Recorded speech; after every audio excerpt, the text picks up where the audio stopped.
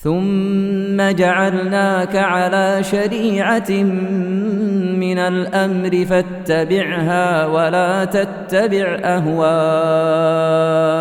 الذين لا يعلمون.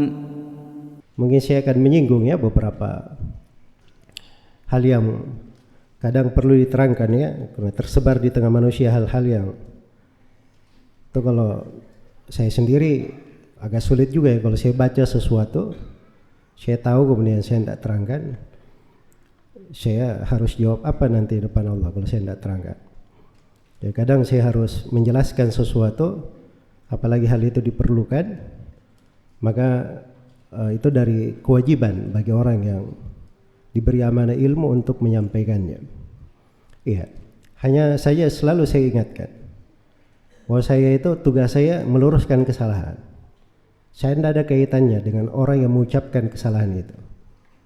Dia mau siapa, mau di mana, itu tidak ada kaitannya dengan apa yang saya bahas. Saya pembahasan ilmiah.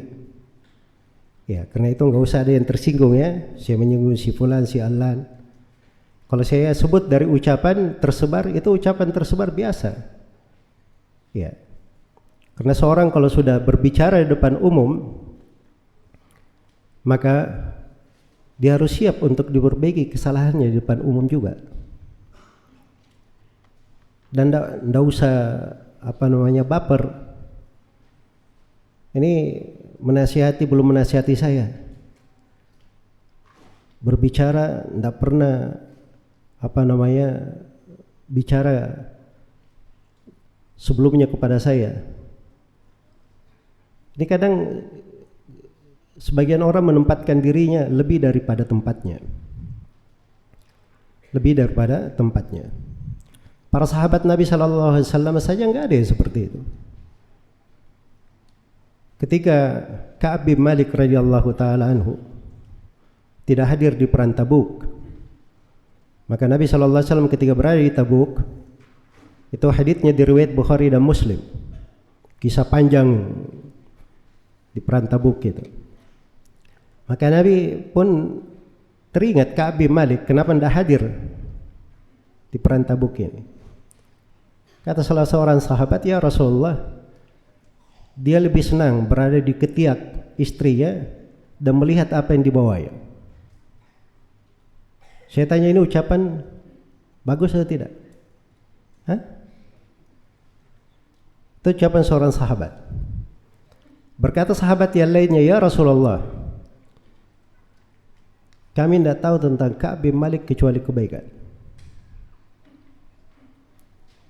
Baik, apa tanggapan Nabi sallallahu alaihi wasallam? Beliau cuma diam saja. Sebab dua orang ini berbicara dengan indikasi. Ada indikasi ilmu tentang hal itu. Orang enggak hadir di perang Tabuk. Dia sehat-sehat di kota Madinah, semua orang lihat dia kemarin. Dia punya perbekalan, bisa berangkat, enggak ikut. Indikasinya ada, makanya sahabat itu berbicara seperti itu, dia punya indikasi. Jelas ya? Yang satunya lagi, dia indikasinya dia taunya yang baik. Enggak ada Nabi berkata, fulai taqillah, kamu sudah nasihati belum Ka'ab bin Malik?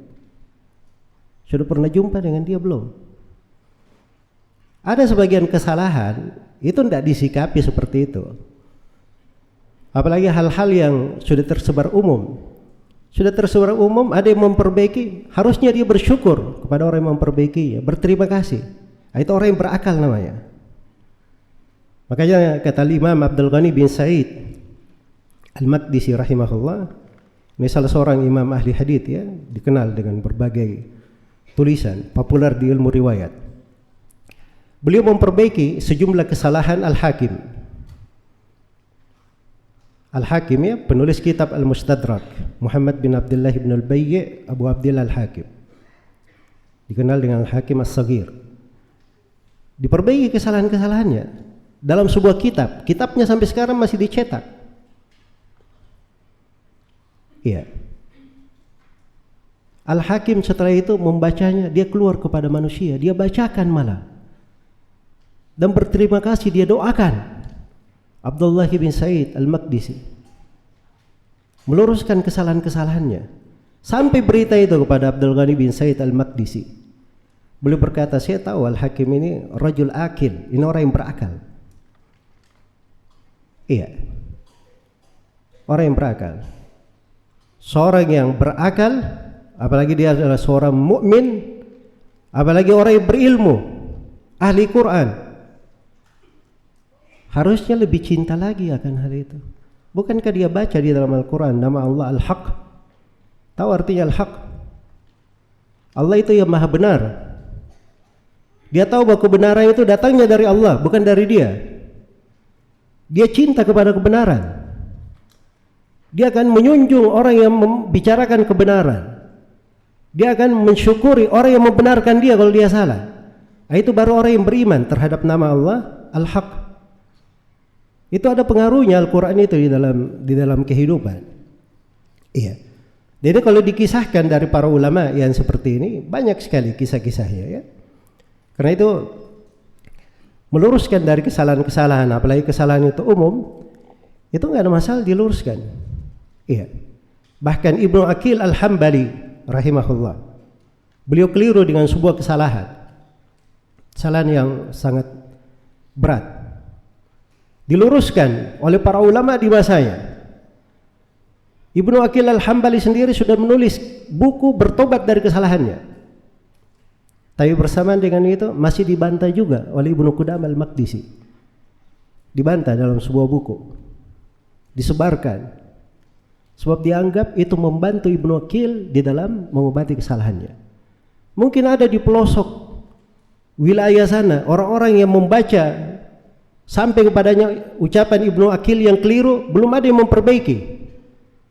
Maka buku Ibnu Qudamah sampai kepada mereka itu rahmat untuk siapa? Untuk Ibnu Qudamah atau Ibnu Aqil? Untuk Ibnu Aqil. Begitu cara berpikirnya, sederhana. Apalagi manusia itu setinggi apapun dia kedudukannya, manusia itu tempatnya kesalahan dan kealfaan.